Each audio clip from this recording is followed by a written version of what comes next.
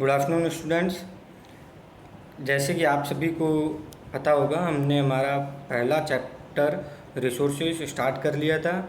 First class में हमने पढ़ा था कि रिसोर्सेज क्या होते हैं।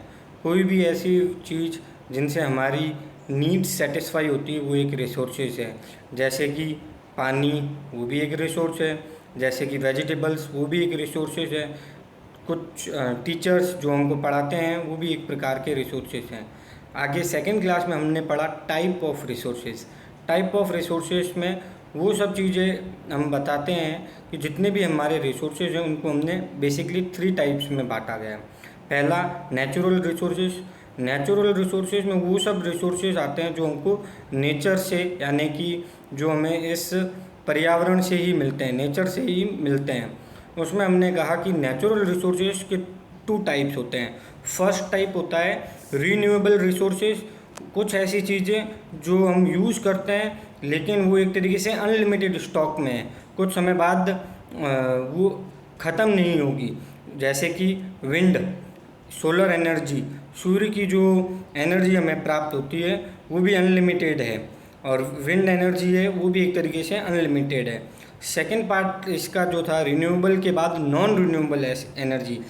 कुछ ऐसे नेचुरल रिसोर्सेज हैं जो हमको नेचर देता है, लेकिन वो रिसोर्सेज बनने में तकरीबन हज़ारों साल लगते हैं, जिस कारण से कहा जाता है कि हमको उस रिसोर्सेज का बहुत ही अच्छे से यूज़ करना चाहिए।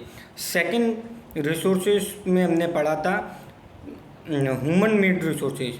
कुछ ऐसे रिसोर्सेज होते हैं जिनको ह्यूमन बनाता है, जैसे कि स्टील जो आप अपने घर में यूज़ करते हैं, जैसे कि आयरन जो हम यूज़ करते हैं। ये जो सब चीज़ें हैं ये हम यूज़ करते हैं हमारे घर पे।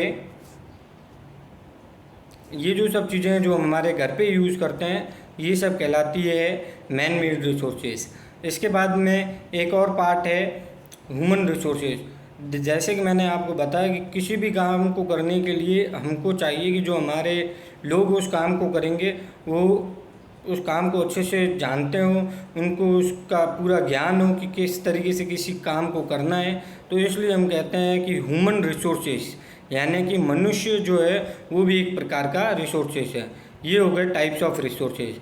आज हम पढ़ेंगे जो बहुत ही इम्पोर्टेंट टॉपिक है, रिसोर्सेज का कंजर्वेशन या रिसोर्सेज का संरक्षण। जो भी मदर नेचर ने हमको नेचुरल चीज़ें दी है, हमको उनको किस तरीके से यूज़ करना चाहिए, हमें उनका कैसे सदुपयोग करना चाहिए, वो इसमें हम पढ़ेंगे। कंजर्विंग रिसोर्सेज में जो डेफिनेशन है वो सबसे पहले मैं आपको बता देता हूँ। Using resources carefully and giving them time to get renewed is called resources conservation. यानी कि रिसोर्सेज का बहुत ही अच्छे से सदुपयोग करना और समय देना ताकि वो वापस से नहीं बन सके, इसे हम कहते हैं कंजर्वेशन। अब एक क्वेश्चन आता है कि कंजर्वेशन क्यों ज़रूरी है। तो कंजर्वेशन इसलिए ज़रूरी है कि कुछ चीज़ें जो हैं वो लिमिटेड स्टॉक में हैं हमारे पास, और जैसा आप देख रहे हैं अभी जलवायु में परिवर्तन हो रहा है, जल का स्तर धीरे धीरे ख़त्म हो रहा है। तो अगर हम जल का अच्छे से उपयोग नहीं करेंगे तो शायद आने वाले समय में हमारी जो आने वाली जनरेशन है उनको जल नहीं मिले। इसलिए जल का संरक्षण भी हमारे लिए बहुत ज़रूरी है। आगे है कि जल का संरक्षण हम कैसे करेंगे, या हमारे जो नेचुरल रिसोर्सेज हैं तो उसका संरक्षण हम कैसे करेंगे। तो उसके लिए एक बहुत इम्पोर्टेंट बात कही गई है कि जो भी वस्तुएं हैं, जो भी चीज़ें हैं, जो भी चीज़ें हम यूज़ करते हैं उनको हमें बहुत ही अच्छे तरीके से यूज़ करना चाहिए। जो ये अच्छे तरीके से यूज़ करना या सदुपयोग चीज़ों का करना, उसे ही हम कहते हैं सस्टेनेबल डेवलपमेंट। अब सस्टेनेबल डेवलपमेंट की डेफिनेशन क्या है वो एक बार मैं आपको बता देता हूँ। Balancing the needs to use resources and also conserve them for future is called sustainable development. यानी कि जो भी हमारे को मदर अर्थ से चीज़ें मिली है हम उनका ज़्यादा से ज़्यादा सदुपयोग करें, वेस्टेज न करें, और इस हिसाब से यूज़ करें कि आने वाली पीढ़ी भी उसको प्राप्त कर सकें। अब सस्टेनेबल डेवलपमेंट में हमारी भागीदारी कैसे हो सकती है। इसमें मैं पहले आपको कुछ पॉइंट्स बता देता हूँ, फिर बीइंग अ स्टूडेंट्स आप भी देखिए कि आप सस्टेनेबल डेवलपमेंट में कैसे यूज़ कर सकते हैं। Sustainable development, each person can contribute by reducing consumption. आप कुछ चीज़ों का बहुत ज़्यादा यूज़ कर रहे हैं तो आप उसका यूज़ लिमिटेड करिए, रिड्यूस कीजिए। जैसे कि आप सिंपल सा एग्जांपल है, पानी से आप नहाते हैं तो फुहारे से नहाने की बजाय आप एक बाल्टी भर के अच्छे से नहाएं, तो इस तरीके से आप वाटर को बचा पाएंगे। रिसाइकलिंग, रिसाइकलिंग का अर्थ होता है किसी भी जो कोई भी चीज़ है उसका वापस से बना के वापस से रीयूज़ करना, उसे ही कहते हैं रिसाइकलिंग। जैसा कि आप देखते हैं कई बार हम देखते हैं कि कबाड़ी हमारे यहाँ से कई प्लास्टिक की चीज़ें लेके जाता है और उनसे वो प्लास्टिक के बड़ी बड़ी फैक्ट्रियों में ले जाके और दूसरी चीज़ें बनती हैं, तो वो भी एक प्रकार का रिसाइकलिंग है। उसके बाद में रीयूजिंग थिंग्स, कुछ चीज़ें हैं जो हमारी थोड़ी बहुत ख़राब हो जाती है तो हमें उसमें कुछ फेर बदल करके उसका कुछ और यूज़ कर सकते हैं। जैसे कि आम तौर पे देखा जाता है कि जो जीन्स लोग पहनते हैं वो नीचे से जब फट जाती है या घुटनों की तरफ से फट जाती है, तो घुटनों से फटने के बाद भी हम उसे काट के हाफ पैंट के यूज़ में ले सकते हैं।